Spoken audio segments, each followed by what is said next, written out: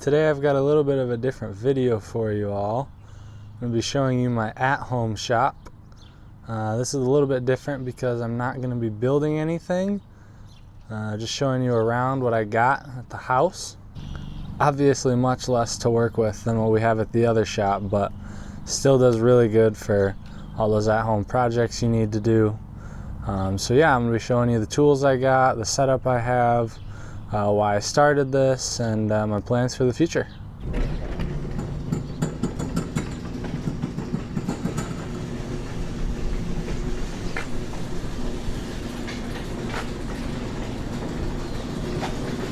All right, there she is.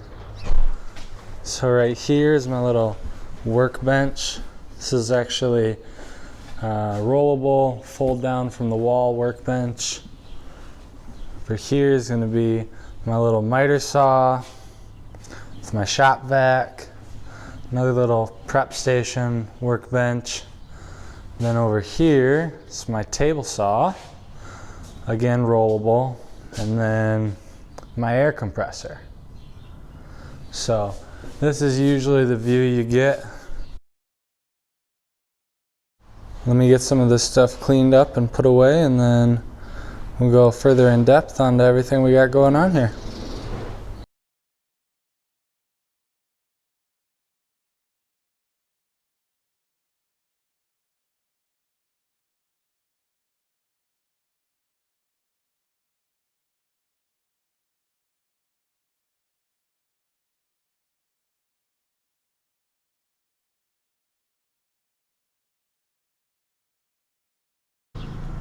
Alright, so this is what the shop would typically look like when it's all cleaned up and everything's put away. Here we have the table up on the wall, table saw out to the side. Here we have a sink. The sink is in the way right now because we're waiting to put that in the next couple days, so I'm just going to leave it. No sense moving it around. You can kind of get a sense of what the shop is like without it anyways. So yeah, there's enough room for a car in here. I built it so that I could get the car in. It's a 3-stall garage over that way. So I wanted to still be able to get a car in here for the winter, so there's plenty of space. So this is obviously my table saw. This is Delta, and it has a 30-inch rip capacity. It has a really nice T-bar fence on it. A little T-square that flips down. This fence is really smooth, really nice and easy. Goes all the way across. If anybody has one of these or is setting one up, a little trick I did is on the inside here. These bolts right down in there, those bolts you can see on the bottom, this was on the inside. I flipped it to the bottom because what would happen is when you slide the fence across, it would bang, hit those bolts right there, and you'd have to pick it up and move it over to the other side. Now that's not a big deal. To me, I think it's just easier to be able to slide it across. It doesn't make a difference having those bolts in one spot or the other. So Delta, change your directions. It's a good idea for you. So some of the main reasons that I went with this table saw were, one, has a really big rip capacity, nice fence on it. Most of the kind of portable contractor saws you can get, they don't really have that big of a fence. The fence isn't a T, it's not as accurate, you can't dial it in as easy.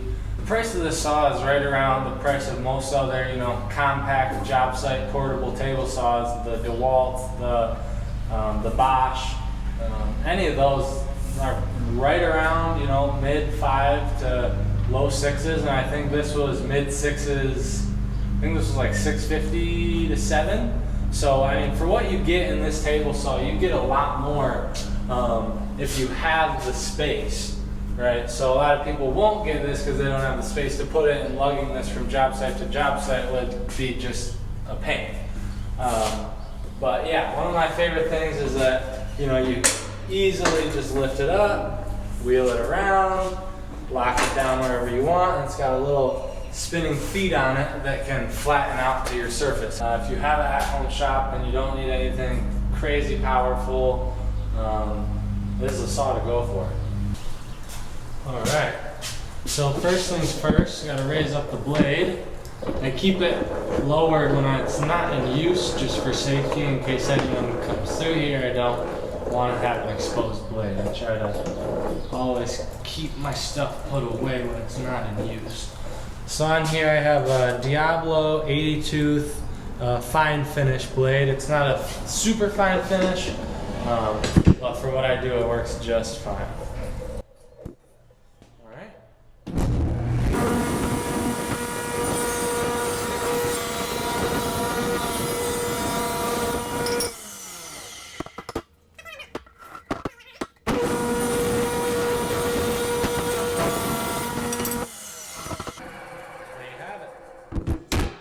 So this is my cordless Milwaukee 7 1/4 dual bevel sliding compound miter saw.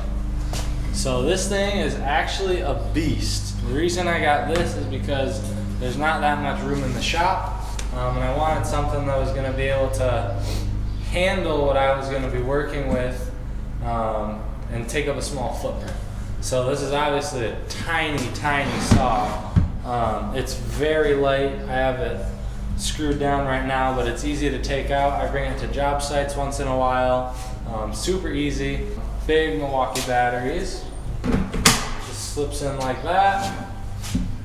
Unlock it.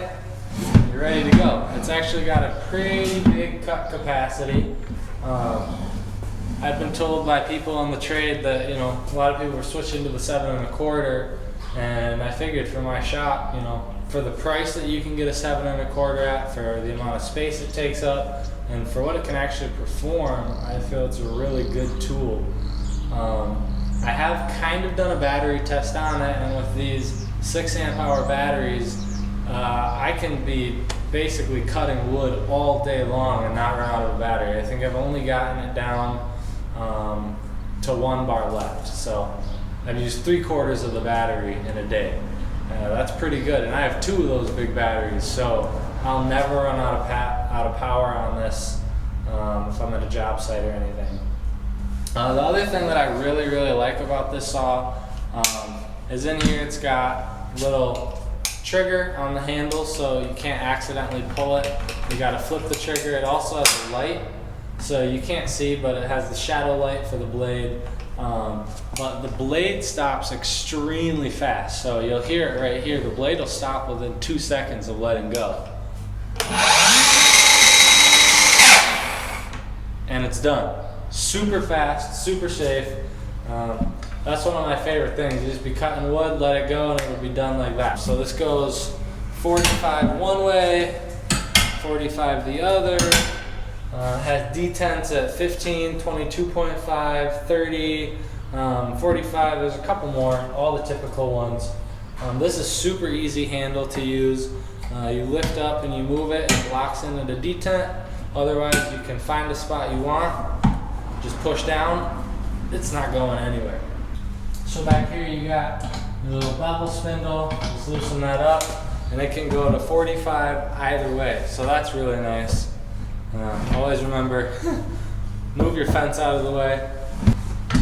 Then you can lock it down and lock it back from moving.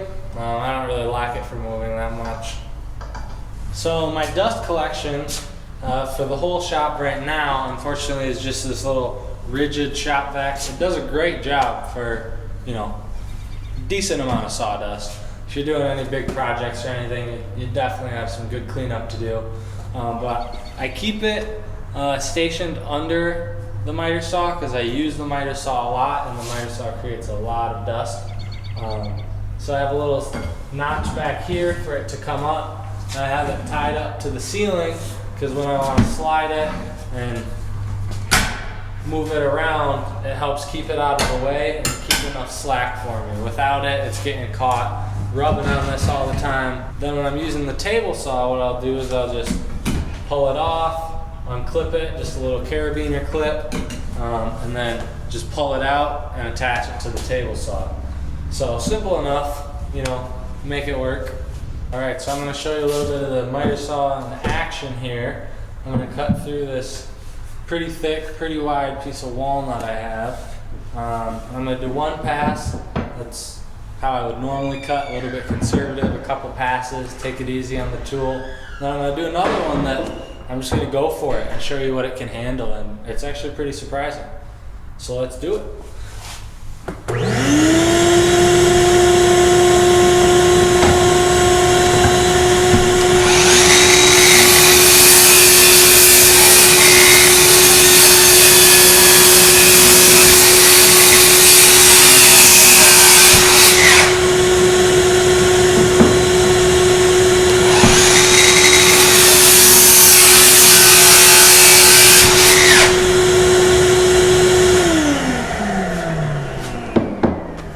So as you could hopefully hear, on the second cut, it bogged down a little bit more. Not even really anything I'd be too concerned with.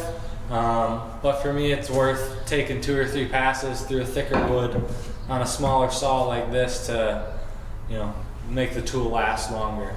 But a really solid saw, came pretty much square out of the box. Yeah, really happy with this Milwaukee saw. So let's move on. So next I want to talk about my workbench. So I'm going to show you how to put it up, take it down, and then what some of the pieces are. So to put it up, we have this ridge, and these couple boards on this back wall. And the back one sits further down than these front ones so that it locks it in place. You get it up over those first couple ones, and then we're going to tilt it up into that groove. Take your centerpiece out.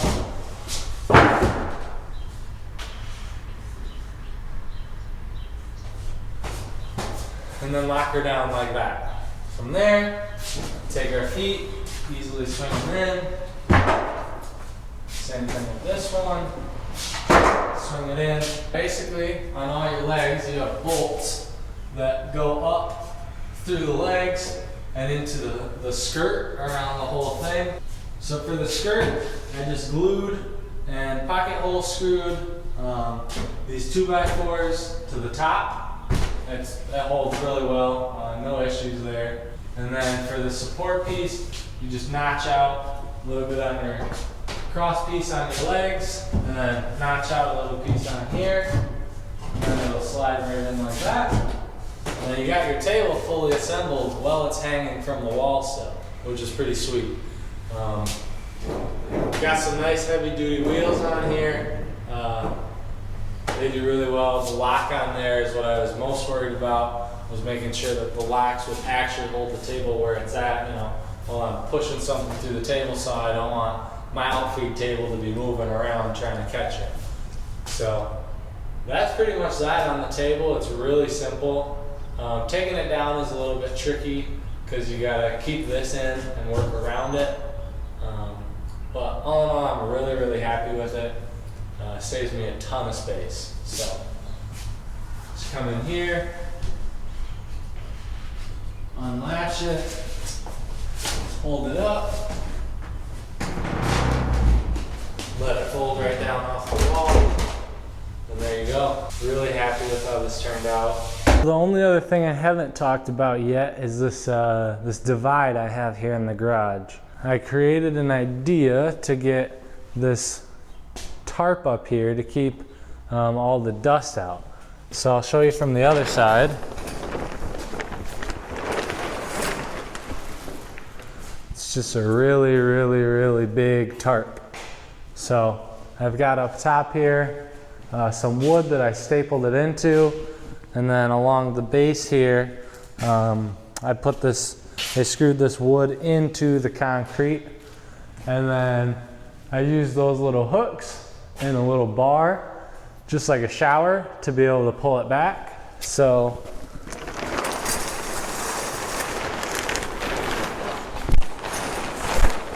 you can pull it back pretty far, which is really nice when you're moving stuff in and out or you want some airflow. So that turned out really well. I was happy with that. That was actually the first thing I did in the shop.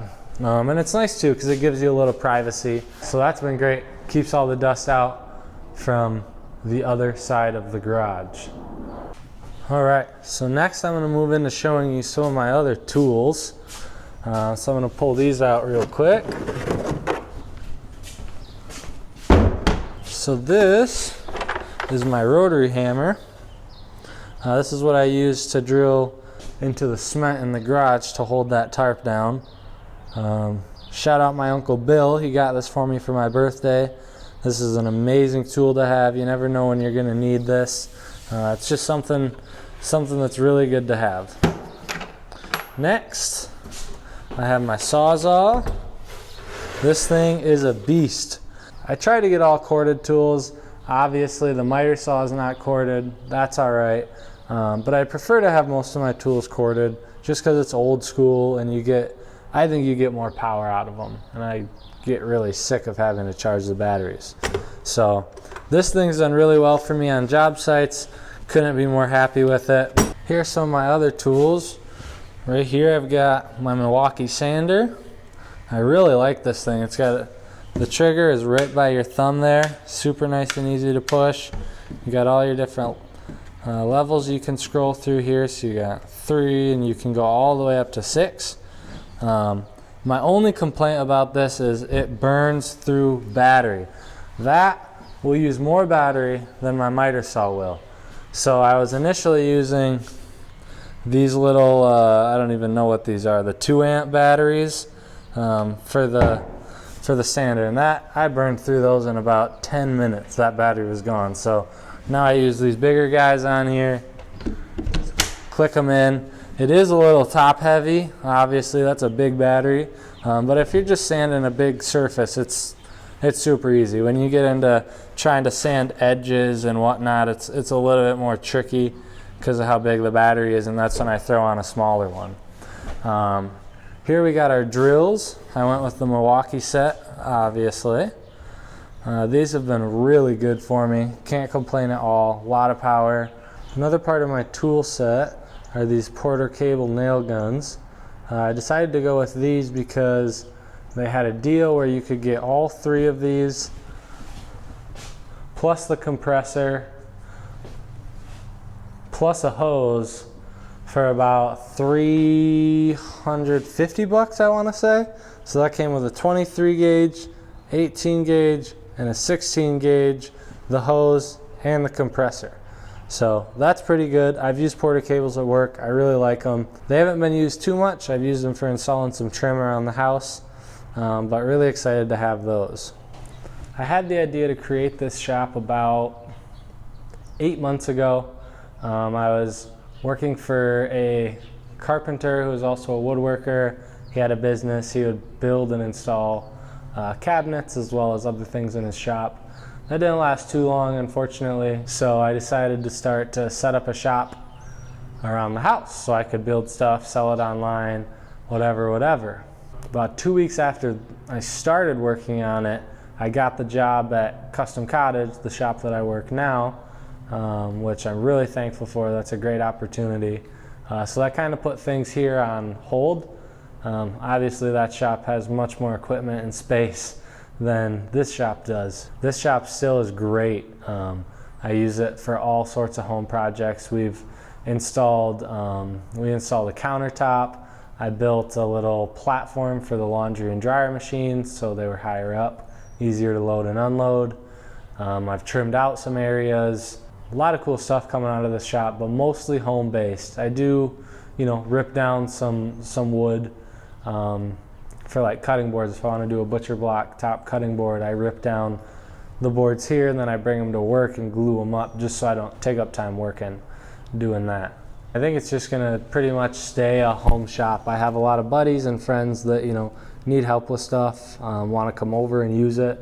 That's what it's here for. So I am planning on doing a video on each one of these tools, tell you what I like about it, tell you what I don't, give you some tips that I picked up from using them, setting them up. So I'm going to do that for all the tools I have for this shop, and then any upcoming shops we might have in the works for the future. I'm going to be doing a section of my YouTube just devoted to reviewing the tool, and I don't want to necessarily do an unboxing and tell you all the specs, and you can look that up online and there's plenty of those videos out there, trust me. I want to do more of like a 6 months in, how's the tool handling? A year in, how is the tool handling? What have I noticed? I think that's more important to me. That's what I look for when I go on YouTube and research tools. So yeah, that's coming in the future. Hope you guys enjoyed this little shop tour. I know I didn't go too deep into all the tools, but like I said, I'll be getting into that in the future. Just kind of wanted to show you what I got going on around here, what I work with at the house. So if you guys have ideas for next week's video, stuff you want to see, builds, ideas, plans, anything, comment down below. Let me know. Appreciate you guys tuning in this week. Have a great weekend. Peace.